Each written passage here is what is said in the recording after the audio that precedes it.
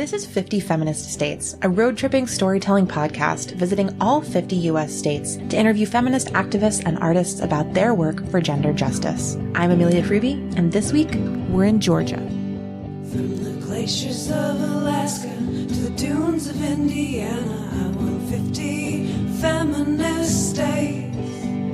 From the waves of New Hampshire to skies of Montana, I want 50 feminist states. And when you hear the call, you know so well, sisters, speak out, I know I will. Hi everyone, Amelia here. Welcome back to Season 3 of the 50 Feminist States podcast. Thanks so much for tuning in. This week, we are in Georgia, which is the 24th state that I've been to interview feminist activists and artists for this podcast. It's really hard to believe. We are one state away from halfway done. That state is going to be Kentucky next week, but for now, I am relishing in this moment of being almost halfway there. Next week is the last week of Season 3, which means that it is almost your last chance to enter our season-long giveaway. Anyone who rates and reviews the podcast on Apple Podcasts will automatically be entered to win a 50 Feminist States swag pack. It's going to be a tote bag, fanny pack, stickers, buttons, notepads, pens. I've got tons of lovely 50 Feminist States swag for you. All you have to do is rate and review the podcast on Apple Podcasts, and you will automatically be entered to win. Coming up today is a really exciting conversation. While I was traveling this summer, I went to Decatur, Georgia, and visited Agnes Scott College, which is a women's college there. And I visited an old classmate of mine, somebody that I went to college with, actually. So JLP Prince went to Meredith College for undergrad, as did I, which is also a women's college. And they have since then studied student affairs and are now the director of community, civic, and global engagement at Agnes Scott. I was really excited to reconnect. I think it's always fun to learn what people that you used to go to school with or do work with are doing now. And JLP is doing really fantastic work at Agnes Scott, and the college itself is just doing really interesting things as they educate women and gender nonconforming and non-binary folks to be global citizens and leaders in today's world. So we're going to hear all about that in this episode. Like some of the previous ones, in this one, I'm just going to share my lightly edited conversation, so you'll kind of get to hear JLP and I go back and forth. I really enjoyed my time with them, and I'm so excited to share this with you. So thanks for tuning into Season 3. Here's JLP now. So my name is JLP Prince. I use they, them pronouns, and I currently work as the Director of Community, Civic, and Global Engagement at Agnes Scott College. I love being at Agnes Scott. It is an awesome community. It's a place that their mission of educating women to think deeply, live honorably, and engage the intellectual and social challenges of their time resonates through everything that everyone does on this campus. That's so cool to hear. And I want to dig into all of that as we talk. But I'd love to really start by just acknowledging that we know each other from college. We did our undergrad at the same place, which was also a women's college, but not this one. So can you tell me a little bit about your journey from Meredith to here at Agnes Scott? Yeah, definitely. When I was in college at Meredith, I knew that I wanted to work in student affairs and within higher education. And I wanted to be someone who empowered students the way that I had been empowered by the staff members and faculty members at Meredith. And so following graduating from Meredith with a degree in religious and ethical studies, I pursued my master's in college student development at Appalachian State. While I was there, I got to experience a lot of different things. I got to see how a public school was run, how a co-ed school was run, the differences between the two. And for my capstone internship experience in graduate school, I did it at Salem College in Winston-Salem, North Carolina, which is also a women's college, actually the oldest continuously operating women's college in the country. It was founded before the country was. So that experience reaffirmed my passion for women's colleges and the environments that they create. And so when I was job searching, I joked that my Bible for my job search was Lauren Pope's 40 Colleges That Change Lives, which Agnes Scott is prominently featured in. And I knew that I wanted to be at a women's college. So when Agnes Scott posted a position, I immediately applied. It's actually funny, that was not the position that I ended up being hired for, but luckily due to the Summit Initiative, there were 3 other positions that were created, one of which was the Assistant Director for Community Engagement, which was the position I ended up being hired for. And so I've been here at Agnes. July 1st was my 5-year anniversary. It's really hard to believe that I've been here that long. And so this year's seniors is my 6th group of seniors that I'll get to see graduate. That's so cool. And it just must be so empowering to like empower students to move through this school and then see what they do afterwards. So your position, as you said now, is Director of Community, Civic, and Global Engagement. Just a few minor things. A few things. What does that entail? What kind of work are you doing? So one of the things that I love about my job is that I'm one of the very few people in the country that have this unique combination of responsibilities. So community engagement tends to be, when you think about volunteer service, is probably the thing that's most closely aligned. I plan service projects. I connect our students to nonprofits in the local community so that they can do service on their own. I host tables in our dining hall during lunch where nonprofits can advertise their volunteer opportunities and just help students get to know the Decatur and Atlanta community beyond campus. The civic engagement is more of a voter registration piece, and so I frequently host voter registration drives on campus to get students registered to vote. During election cycles, my office pays for postage for students to mail absentee ballots if the postage isn't paid for by their home counties. We also frequently have postcards available so students can write to elected officials, and we will pay for that postage for them. And so we're trying to push and encourage students to become engaged within politics, both at a local scale and at a national scale. And then the final piece of global engagement is really what makes my position unique. It's helping students see that global isn't just elsewhere. Global is here in Atlanta, and that if you want to engage with the world is already here. And so some of that is on-campus activities, such as we host an international coffee house with our International Student Association, where our international students can talk about their home country. We do global Screen on the Greens, where we pick a kid-appropriate, friendly movie that has global themes and show that on campus, and that's open both to students on campus and to the broader Decatur community. But then it's also getting them off campus into the global Atlanta community. And so we take advantage of the different festivals that Atlanta has, such as Japan Fest and the International Night Market and the Greek Festival. You name it, there's a festival in Atlanta about it. And so getting them out into the community and experiencing the global nature of it. I really love that. I think something that's come up a lot in these interviews I've been doing is how much the organizers and artists I'm talking to are really thinking about the connections between the places they live, which sometimes are really small. Like I've been to Water Valley, Mississippi, a town of less than 4,000 people, and like people there are thinking about how their work connects to the whole world. And so it's really cool to hear that being focused on here as well. Yeah. And that is really threaded through all that I do and not just the global pieces. And so even the service projects that we do, if, for example, in a couple of weeks, we're taking students to volunteer with Trees Atlanta, which is an organization dedicated to maintaining and enhancing Atlanta's urban forest and tree canopy. It ties in perfectly to what's currently happening around the world with the fires in the Amazon in Brazil and deforestation that's happening in Russia and in Africa right now. And so our students, and I have an amazing group of student leaders called the Impact Peer Leaders, who each have a social issue they're assigned to and then plan service and educational events around that. And just before we started talking, I had wanted them come in and was like, I'm so glad that we're doing Trees Atlanta next week because we can connect it to all of these other things that are happening around the world to show students that even though we may not be able to fly down to the Amazon and throw buckets of water on the fire, we can do something small here to ensure that there is an increase in maintenance of the tree canopy and the role that plays in the world. Yeah, that's so important. I mean, I think especially living in the U.S., we often think about like, well, we should fly down. And it's like flying there destroys more trees. Exactly.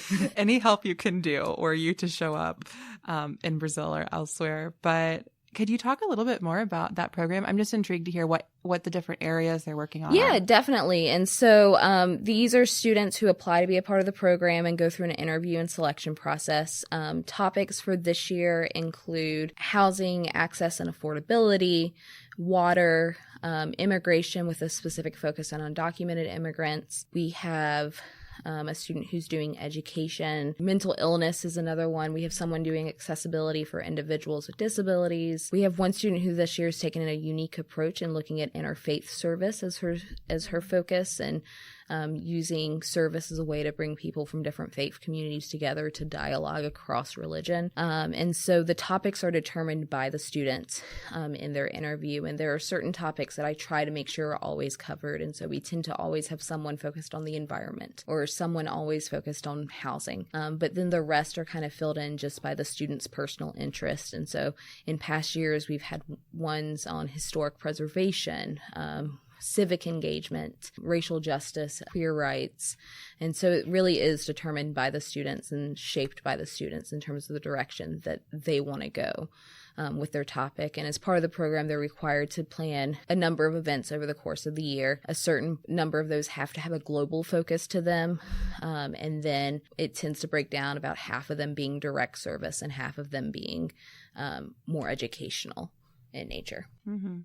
This is so cool. I mean, it's sounding to me like this amazing little like organizer boot camp happening right here. Now that you've been here for worked with 5 groups of seniors moving through, as you said, have you seen any of that work translate into like the work students are doing after they leave Agnes Scott? Somewhat. So this program that I'm specifically talking about, this is only our 3rd year. So this is a pretty new program that I implemented since I've been here with the help of a graduate intern from West Georgia University. But we see it already in who our alumni are and what they're doing. I think some of the most prominent examples right now is Yami Cambron, who is a muralist and artist who has been a part of the Living Walls project here in Atlanta, who uses her art to tell immigrant stories. She actually has some amazing art sitting outside my office that I'm gesturing at right now. There's a mural in downtown Decatur that she's done. There's a mural at the Georgia State MARTA station that she's done, and she's now working as a art teacher for Freedom University, which provides undocumented youth with college level education to help them bridge the gap, because currently here in Georgia, undocumented students are excluded from attending the top 3 public universities. And so another example would be Grace Starling, who graduated in 2016, who has been a major advocate for survivors of sexual assault and rape, to the point that she was known on the state hill because of her activism, and she just completed law school this past year. We have another alumna named Kitty Murray, who is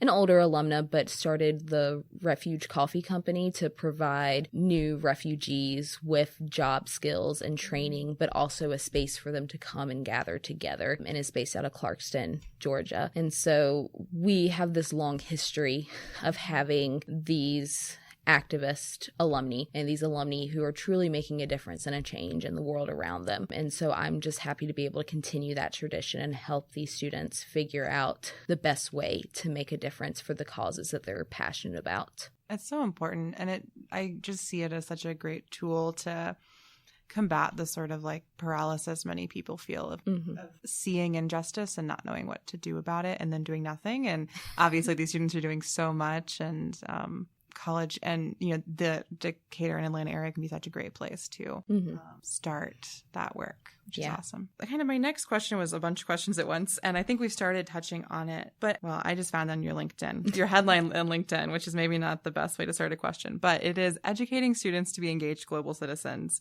And I think a lot about this kind of phrase, global citizens, and I'm just wondering what that means to you and to your work here at Agnes Scott, either most generally or maybe there's a specific example you can give. For me, I steal my definition of citizenship from Breakaway, which is one of the organizations that we work with, and they provide support to college campuses around the world with alternative breaks. And they define citizenship as making community a priority in your thoughts, actions, and decision making. And so for me, with that headline, is that through my role, I want to empower students so that they make their global community a priority as they think about things, as they make decisions, and as they act. It's up to them to determine what that means for them. But for me, it's that thinking beyond myself and my immediate surroundings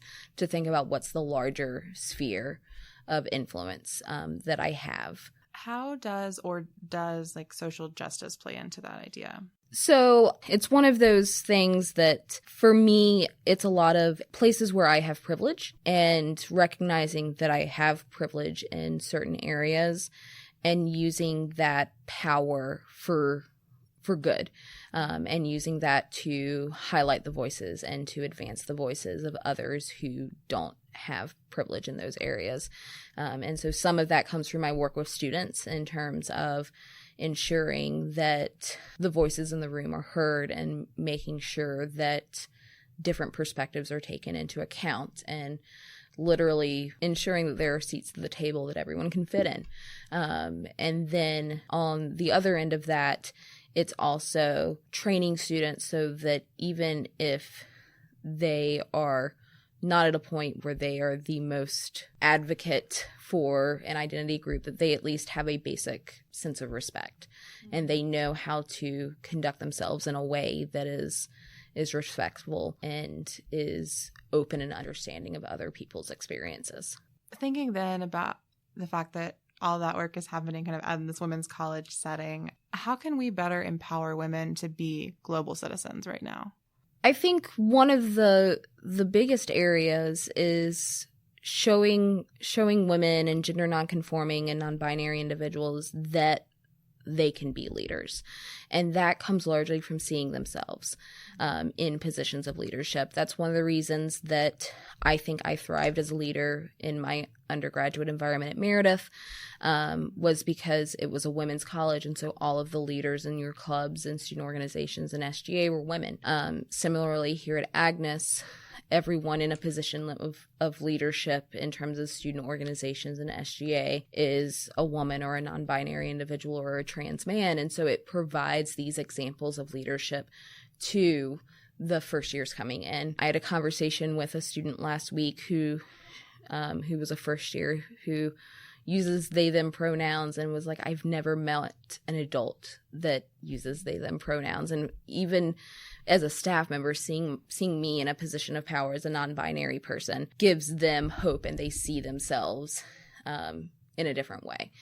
So that for me is a prime part. The other thing too is that if you look at the president's cabinet here at the college, it's mostly Black women. And then our president is a white woman who actually has a non-traditional background. She's not from higher education. She actually worked in Obama's administration. And so that in and of itself also provides an example for the students who attend our college that I've never seen something like this at any other institution I've been at. Mm-hmm. Yeah, I think when I do reflect back on being at Meredith, and then my transition from there into graduate school, I just felt so empowered in my own intelligence. And I really do attribute that to just constantly being in spaces full of women and never feeling that sort of hurdle I always had to jump over or step past to even say a word in a classroom space. I'd love to hear more about just like anything else that you're doing in Decatur or the Atlanta area, but is there anything else you wanted to say about your work here at Agnes Scott? I absolutely love being here at Agnes Scott. We're not perfect by any means of the word, but nobody is. But to be in a place that strives for that perfection in terms of building a community where each person is truly valued as an individual with all of their identities has been transformative for me in the work that I've done. It's also allowed me to explore my identity and to develop as a person. And I am a better professional and I'm a better person because of the time that I've spent here at Agnes Scott. And I truly, truly love what we do here.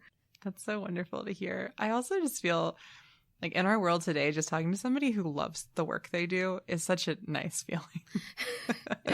Yes. Yeah, especially when that work is helping so many people. Exactly. So outside of my work at Agnes Scott, just me as an individual, my biggest thing that I'm a part of is OutlantaCon, which is an LGBT plus sci-fi, fantasy, nerd gaming convention that happens each year. And will be happening in March of 2020. And so I am the programming director for that event, which basically means that I oversee the entire programming schedule. And so we have different tracks. And so we have everything serious we have a activism and culture track, and a writers and comics track, and then we have more lighthearted, a fandom track that's more of just general geekery. There's a game shows and entertainment track. We recently just added a track that we call the Unmentionables, which tends to be like your after dark 18 plus conversation. And so it's a great space because when the convention was created, the more norm geek culture wasn't as receptive to the LGBTQ community, and that's why they created this convention. And so this convention has really become a safe space for queer geeks to hang out, support one another, and learn and have fun. And so I truly love the work that I do with that convention. I'm also highly involved in a lot of the other nerd conventions here in Atlanta. And so this most recently, I was on a panel at MomoCon about representation of diversity in fandom. And then at DragonCon, I will be on a panel about representation of diversity in cartoons specifically. And so that has become a new outlet of sorts where I am really getting to share my knowledge that I've gained from being here at Agnes Scott about the importance of diversity and representation and applying that to my totally outside of work social fun setting. And so I'm super excited about those opportunities as well. That's super cool. As someone who's doesn't live in geek culture, could you give me like the brief spiel about what you might say on one of these panels or kind of where those conversations go? Yeah, definitely. So at the panel at MomoCon, we talked somewhat about, we brought up things such as the new She-Ra that is on Netflix and its representation of girls and women of different racial backgrounds and different sizes. We talked also about Sailor Moon and how for many young queer girls that was the first time they ever saw queer representation, even if the American media tried to wash it as they're just cousins. We had a long conversation about representation in books, and specifically young adult books. There happened to be a couple of high school English teachers in the audience who were looking for suggestions, and so we were naming books that we really enjoyed that did a good job of representing various different identities. But it really truly is just, it tends to be more of a Q&A panel, and so we let the audience guide the conversation, and we just talk about the experiences that we have and the things that we've seen. Lots of talk about Steven Universe and its representation of femme and non-binary individuals. And so, yeah. That sounds great.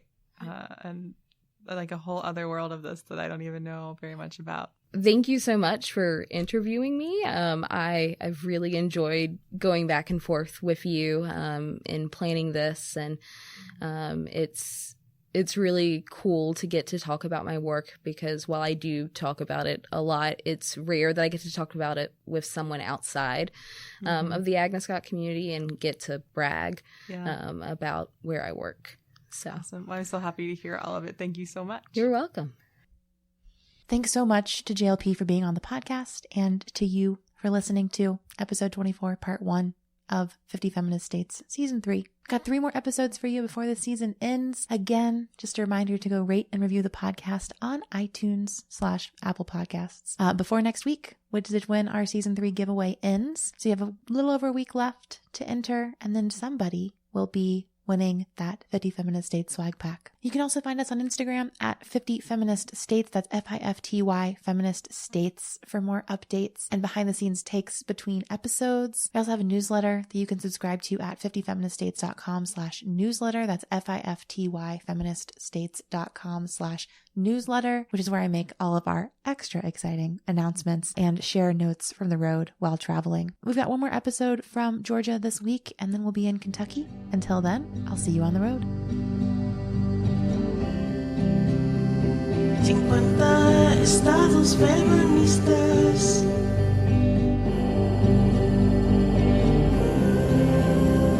50 estados feministas.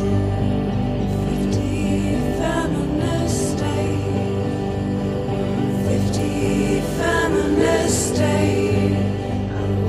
50 feminist states. 50 feminist states.